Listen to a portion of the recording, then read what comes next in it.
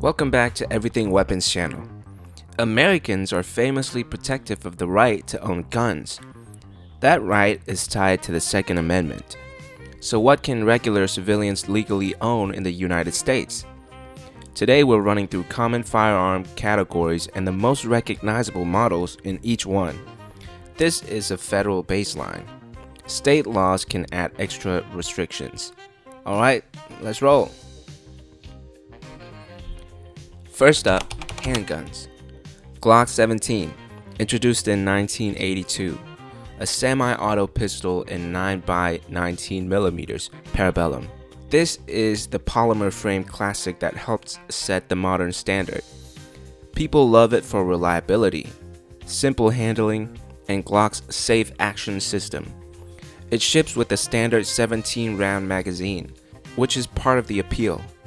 Glocks became huge in the US civilian market fast, and the compact Glock 19 was reported as a top 3 best-selling handgun in 2023. In practice, Glock 17 variants shows up everywhere. Personal defense, home protection, sport shooting, plus a massive accessory ecosystem. Colt M1911, introduced in 1911. A legendary .45 ACP semi-auto designed by John Browning. It served as a standard US military sidearm from 1911 to 1985. So yeah, it carries serious history. Civilians still choose the 1911 for concealed carry, personal defense, target shooting, competition, and collecting. It's respected for reliability, a clean single action trigger, and that classic single stack magazine, usually 7 to 8 rounds. And culturally, it has a Made in America stamped into history vibe. SIG Sauer P365, introduced in 2018, a 9mm micro compact build for everyday carry. Here's why it made noise. It's very small, with a 3.1-inch barrel, but it holds 10+1 rounds. That beats a lot of older tiny pistols that typically carry 6 or 7. It quickly became a long-running sales leader in the US because it hits like a sweet spot, easy to conceal, but still real capacity. Modern features too, night sights from the factory, and multiple variants like P365 XL and X Macro, depending on what you want. Colt Python, introduced in 1955, a premium revolver in .357 Magnum. The Python's reputation is pure luxury revolver. Ventilated rear barrel, heavy underlock for stability up front, a famously smooth trigger and cylinder action. Colt Factory aligns these for strong accuracy, and the result is an iconic wheel gun that collectors chase hard, and shooters use for target work or close-range hunting. Colt stopped production in 2005, then brought it back in 2020 because demand didn't die. It just got louder. Now, rifles. AR-15, developed in the 1960s era, a rifle commonly chambered in .556. It's often marketed as a modern sporting rifle, and it's widely considered the most popular rifle platform in the US, with tens of millions legally owned by civilians. The big selling point is modularity. This platform is built around customization, accessories, configurations, and variants across different calibers. It's typically lightweight, low recoiling, and accurate, so people use it for lawful purposes like home defense, hunting, and sport shooting. A common baseline setup uses a detachable magazine, often associated with 30-round capacity, and the wider family includes semi-auto variants like AR-10 in .308 and AR-9 in 9mm. In real life, it's less one rifle, more like a whole ecosystem. AK-style rifles, civilian semi-auto versions, based on the legendary 1947 Kalashnikov design. In the US, civilian AK pattern rifles are made by many manufacturers, including Russia, Eastern Europe, and the US. They're commonly chambered in .762x39. Globally, the AK name is tied to reliability in harsh conditions, simple construction, and relatively low cost, and that reputation is the product. Civilian models like the Wazir 10, Zastava M70, and Arsenal SAM7 keep the AK's core strengths: solid punch, runs dirty, simple upkeep. Compared to many AR-15 setups, AKs usually recoil more and can be less tight in precision. Still, plenty of Americans collect them, shoot them for fun, and sometimes keep them for home or property defense, especially in rural settings. Culturally, it's a forever icon. You say AK, everyone knows the silhouette. Ruger 1022, introduced in 1964, a semi-auto 22LR rimfire rifle. This is one of America's go-to choices for training and small game hunting. Since release, more than 10 million have been produced. That puts it in the all-time grades for rimfire sales. It's compact, light, and almost no recoil. Beginner-friendly doesn't even cover it. It uses a distinctive 10-round rotary magazine that sits flush in the stock. Feeding stays smooth, and close-range accuracy is solid for targets, pest control, or small birds. Another reason, it's everywhere. Aftermarket parts, barrels, stocks, triggers, you name it. For a lot of US shooters, the 1022 is the you-should-own-one rifle. Remington Model 700, introduced in 1962, a bolt-action rifle, meaning it's manually cycled with the bolt between shots. It became one of the all-time bestsellers for hunting and precision shooting. Remington has sold more Model 700s than any other bolt-action line in history.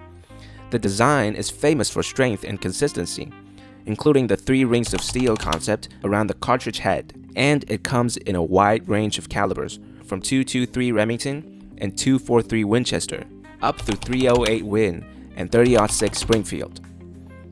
It's also a well-known foundation for precision variants used by the US militaries and law enforcement, including the M24 and M40. For civilian hunters, it's a top pick for a larger game like deer, elk, and bear, and it's easy to set up with optics and upgrades. Winchester Model 1894.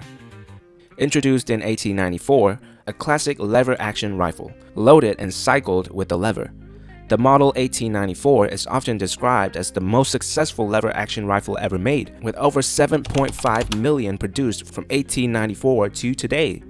Many people call it the Winchester 94. It's closely associated with the 30-30 Winchester, one of the most iconic North American deer hunting cartridges of the 20th century. With a typical 20-inch barrel and fast lever cycling, it offered quick follow-up shots for its era.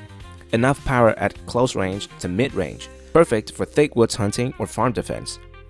And the cultural boost is real. It shows up in countless Western movies. So it's utility plus mythology. A true American rifle in both function and identity. Now shotguns. Remington Model 870, introduced in 1950. A pump-action shotgun, meaning you manually cycle it by pumping the forend. It's often cited as the best-selling shotgun of all time. To date, over 13 million Model 870s have been made since 1950.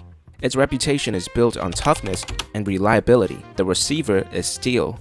The pump stroke is widely described as smooth and consistent. That's why it shows up everywhere. Hunting versions like the Wingmaster, clay sport setup for trap and skeet, shorter defensive and duty configurations.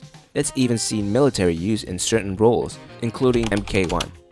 With so many variants, the 870 became a household name in the US gun culture. Mossberg 500, introduced in 1961, another iconic pump-action line, and the Remington 870's biggest rival. It's been introduced for over 60 years, with more than 12 million sold. It's designed to be simple and cost-effective, which keeps it accessible. Signature feature: the safety sits on top of the receiver. That's friendly for both right and left-handed shooters. It also uses a reliable dual action bar system, anti-jam elevator setup, helping it run well even when things get dirty. You'll see the 500 family in tons of configurations. Field models for hunting and sport, often with 26 to 28 inch barrels. Mariner versions with corrosion-resistant finishes. Tactical setups around 18.5 inches with accessory options. And the Mossberg 590, developed from the 500, was even used by the US Marine Corps as a combat shotgun. Together with the 870, the Mossberg 500 and 590 sits in the Classic Pump Shotgun Hall of Fame. Remington Model 1100, introduced in 1963, a semi-automatic shotgun that became a staple in sport shooting and bird hunting. It's often described as the first truly massive commercial success among semi-auto shotguns. The best-selling auto-loading shotgun of the 20th century, with about 3 million produced by 1983.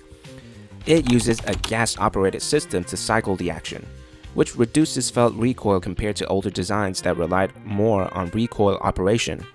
So it shoots softer, and it runs reliably. That's why it dominated the clay ranges and became the longtime favorite for bird hunters. Classic look, wood furniture, and commonly longer barrels in the 26 to 28 inch range. Even now, with newer tech out there, plenty of American shooters still treat the 1100 as a legend. Now we're entering the extra paperwork zone. This category is regulated under the National Firearms Act of 1934, not outright banned for civilians, but it requires special federal procedures and a tax before legal possession. Machine guns, full auto. These are firearms capable of fully automatic fire, meaning they continue firing when the trigger is held down. For example, the Colt M1911, a 5.56mm rifle derived from the AR-15 platform, with a cyclic rate around 700 rounds per minute. Under federal law, civilians can legally own machine guns only if that specific firearm was registered before May 19, 1986. Transfers between civilians must go through the NFA process, including a $200 tax per transfer. Because supply is limited, legal transferable machine guns are extremely expensive. An M16A1 or full auto AK that's legally transferable often costs tens of thousands of dollars. So for most civilian owners, it's about collecting and the experience, not everyday practical use. Machine guns made after 1986 are generally restricted to government or specially authorized entities. Short-barreled rifles, or SBRs. These rifles with barrels under 16 inches or an overall length under 26 inches. For example, an AR-15 with a 10.5-inch barrel and a stock attached falls into SBR territory.